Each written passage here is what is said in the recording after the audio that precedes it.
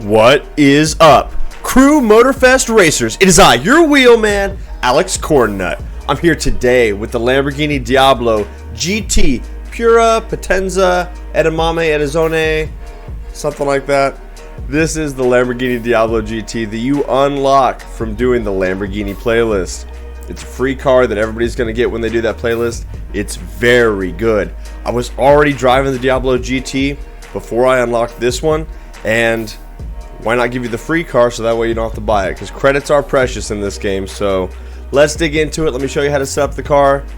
For Street 2, this is a banger. It's got all the parts. It handles really good. It's predictable. It's stable. And it's fast. Alright, let's go. Forgive me when I tab over into the game. It goes black for a second. Motorfest and OBS, which is the software I use to record, are not the happiest right now. Okay. So, for the setup, guys, first and foremost, check out that wrap. My man, OMG Surfy did that for me. Cornnut Crew wraps right away, and I'm loving it. I've got another one for one of the Ferraris, so shout out to him for doing that. Super cool. Guys, if you're looking to customize this car, there is no visual parts, so what you see is what you get. You can tweak the livery and some of the vanity options, such as like the tires, your smoke, some exhaust stuff of that nature, but like that's about it. And then obviously the color, unless you have a wrap on it.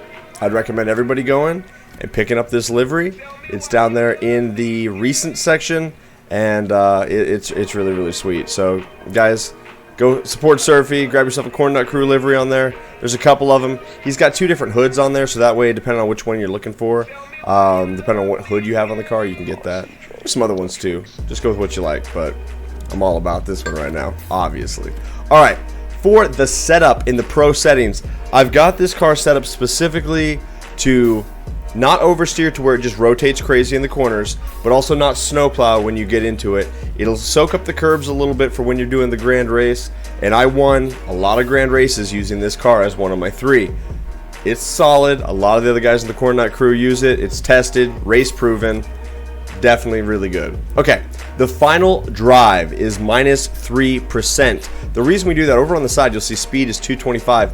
When it's all the way up, it really didn't make a huge difference, but by moving it down to minus 3% under boost, this car now does about 227, which is awesome. I was rolling with minus 6 and minus 5 a little bit just to test that out, but it wouldn't do better than about 221. So with that minus 3%, that's the sweet spot. You get the most out of the top end on this car, and in the grand race, you want to have that top speed. For the grip, we're 100% grip front and rear, full Beyonce to the right, but it's a grip build, so it'd be to the left. Need for Speed shout out, you guys know what's up. If you're not familiar with me, I have done 400 plus Need for Speed Unbound videos, and full Beyonce was when we had all the sliders to the left. So far I haven't found a slider I can do that with yet in this game. Brake balance, I fade it to the front. The reason I fade it to the front is when you get on the brakes, it's going to drop the car on the nose where all the braking force is at. By doing that, you're going to put the weight of the car on the 2 wheels that are turning the car. It allows you to tip in. So my technique is tapping the brake and turning at the same time, or tapping the brake in a straight line and then turning in while still applying the brake. All the weight's on the front, the car turns in, and then as you let out of the brake and get back on the gas, it'll set, plant, and get out of there. And you'll see some of that technique in a moment in the gameplay footage after the video, or after the setup, if you will. So I'd recommend 65 on the front. Brake power, 100%. Load front, load rear, also 100%. We want all that aero to keep the car planted to the ground. Suspension, plus 5% on the front for the springs, and plus 6% on the rear. Damper compression, minus 6%. You're going to the soft side on the front, and it's minus 3% soft side on the rear. Damper rebound, you're going to go plus 3 on the front, and damper rebound, you're going to go plus 5 on the rear. Now the anti-roll bars, these are the things that help the car rotate. Depending on how you guys set this up, it'll either give the car understeer or oversteer. With this, it's set perfect, so the car just turns just like you want it, and it's really, really predictable. We're going minus 8 on the front ARB, plus 6 on the rear ARB. And then the alignment, we're going 0.03 on the fronts, negative.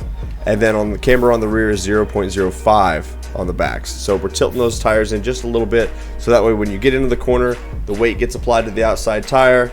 It should make, if the tires are sitting like this, which is, this is exaggerated, as the weight is applied, they sit like that, so you have a square tire on the ground, giving you the most grip.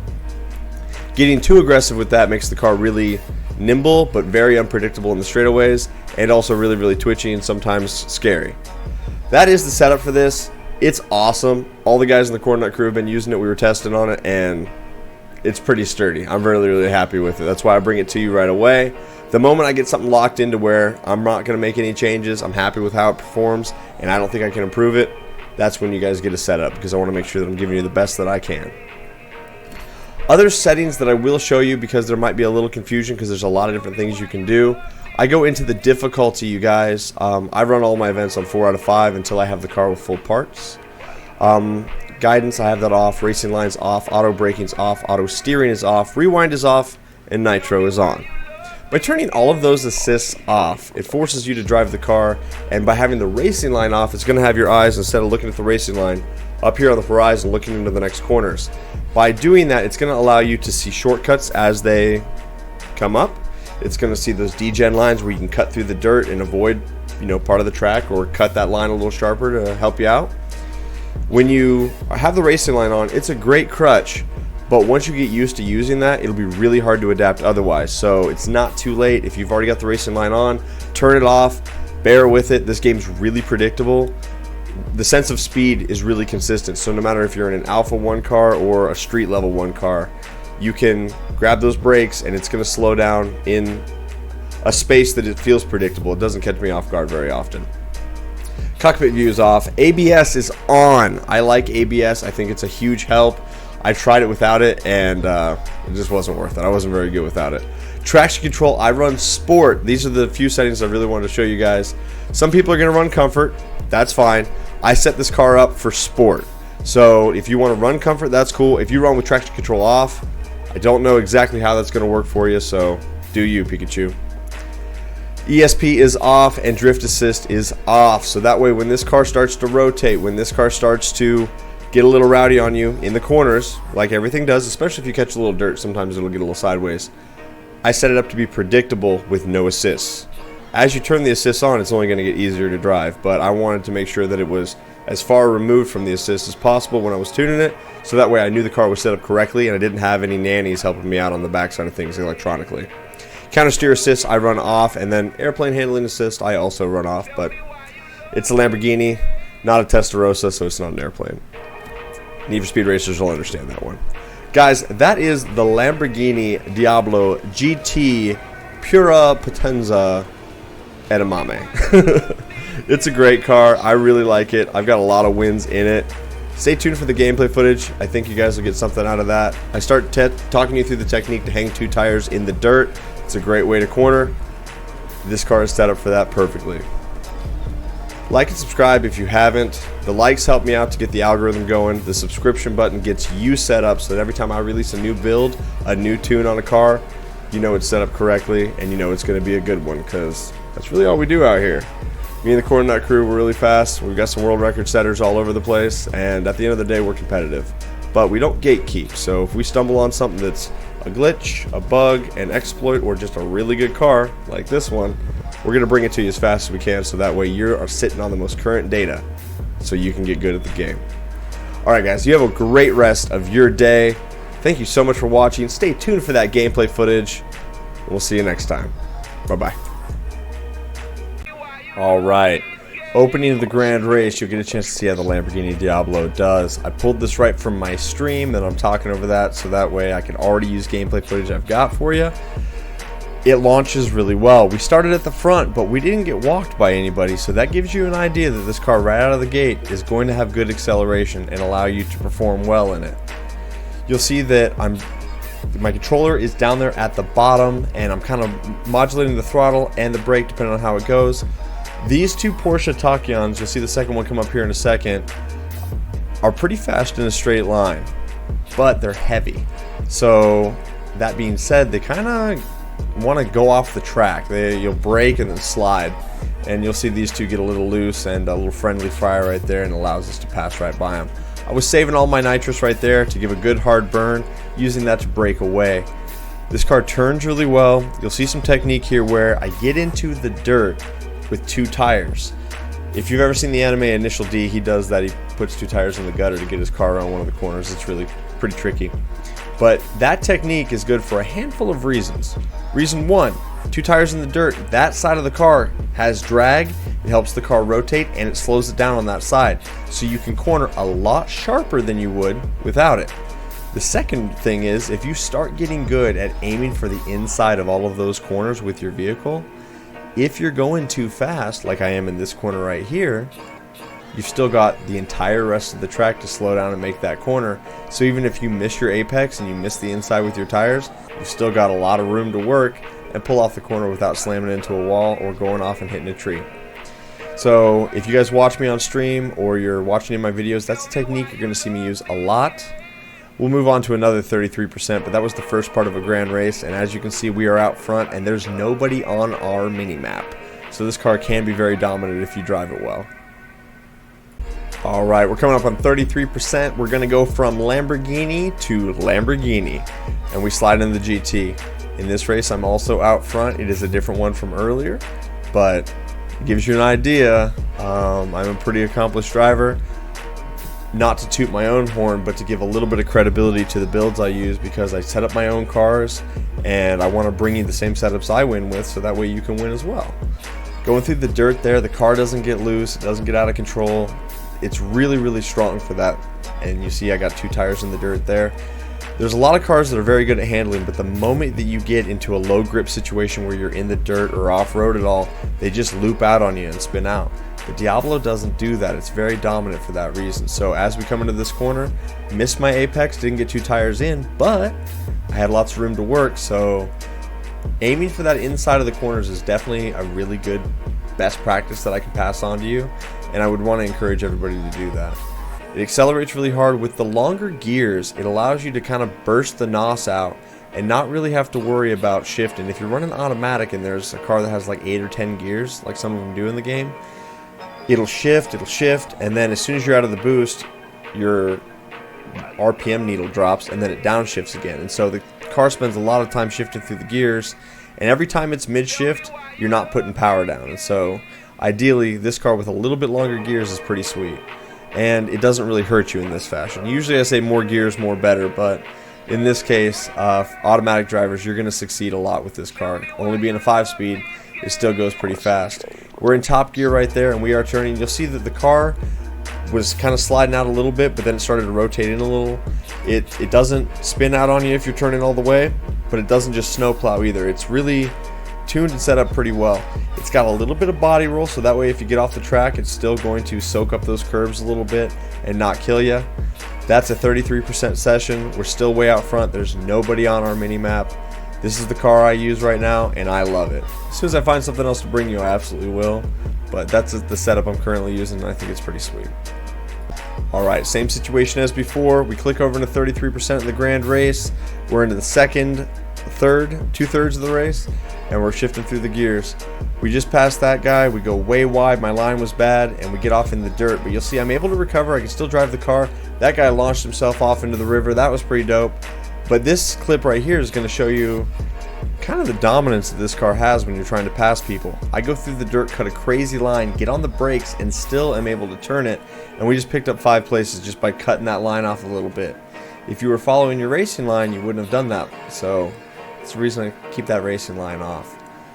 So right now, I'm in 5th. We got my buddy Seike, who is a world record holder in Need for Speed Unbound in S Plus class. My buddy Cube, who is a previous world record holder in Need for Speed Unbound. My buddy Airflows, who is just cracked at this game. And then one random pancake that is currently in 3rd, right in front of Seike. So if I can pick him up, it'll be a Cornnut Crew top 4 in the grand race, and we like doing that. You'll see the car is very stable as we're coming down. Random Pancake has a skill issue. We're going to avoid him, hit the brakes, and you'll see that I'm kind of trying to get my 2 tires in the dirt there, but I end up going a little wide, but it's still a good corner because we've got all that room to work. Once again, same thing here, downshifting, just being smooth with it, and then we're full throttle through there while turning, and the car's not rowdy. I will recommend that if you guys are going to be using your nitrous, do not use it mid-corner. Save it for corner exit to get up to speed and to get the car back up to momentum. That is the best use of the nitro that I can. It helps you gap the people behind you that are using it to catch up just to get on the brakes into the corner. The Diablo is sweet. I really love the way it handles. It sounds good, it looks good, and I think the Crew Motorfest is a fabulous game for the way that they've implemented this and given us cars that you really don't get to drive in other games because they're overshadowed by newer vehicles, and this does well. I blew my corner back there, got in the dirt, got on the pavement, it got a little sideways, very easy to control, counter steer back in, and just get locked back up. Seike is right there in front of me. He's in the same car that I am, same exact tune as well. So it's a hard guy to catch. He's a very good driver, but it kind of gives you an idea of where we are performing right now. We're at the top of the race. I'm not winning this one. I think I get 4th in this one, but the car itself is performing well, especially in good hands. See, the car gets a little loose. I'm still on the throttle. Turn it back. It's no problem. You're not going to lose this one. Some cars are really unpredictable once you get out of control. This one's pretty planted, pretty sturdy. I keep trying to hang my 2 tires in the dirt, but I'm really trying to catch Seike, so I'm pushing a little harder than I normally would. When I'm in first place, man, I'm like the Stig. It's all good, controlled and confident. When I'm in anything not first place, I'm like Cruella de Vil, and we're just all over the place. I try to get a shortcut here. We don't go far enough. I bounce off cars in the parking lot and just have to recover and go fast. That allows Gabe to pass us in that Liberty Walk. Now, he's got the run on us. He blew by us. I used a little bit of my nitro to catch back up. But watch how fast we start closing that gap down. He does go a little wide here. He gets off into the dirt. That allows us to pass him here shortly. But it gives you an idea of the power that this car's got when it's balanced among all the other cars. No problem. And we were able to twitch, react, and get out of the way and not have any issues of any kind. Overall, Lamborghini Diablo GT, very sweet vehicle. I think you guys are going to like this tune. Thank you very much for tuning in, watching the gameplay footage. Please like and subscribe. Like the video if you haven't. I'm a new content creator, period. I've only been doing this about 9 months, but I'm really new in the Crew Motorfest space. There's a lot of other content creators that have done a lot of crew content in the previous games, and so people already know to go shop there for their builds and their tunes. I'm new on the scene, but I'm very confident when I bring you. I'm no BS. If I say it's good, it's because I truly believe it's good. If I say it's bad, it's because usually I've got data to back it up. And at the end of the day, I won't give you clickbait. If it's a sturdy car, it's a sturdy car. If it's junk, it's junk. It's not how I roll. Integrity is what we do out here, and I'm thankful to all you guys for watching and hanging out this far. You guys have a great rest of your day. We'll see you next time on Motorfest. Bye-bye.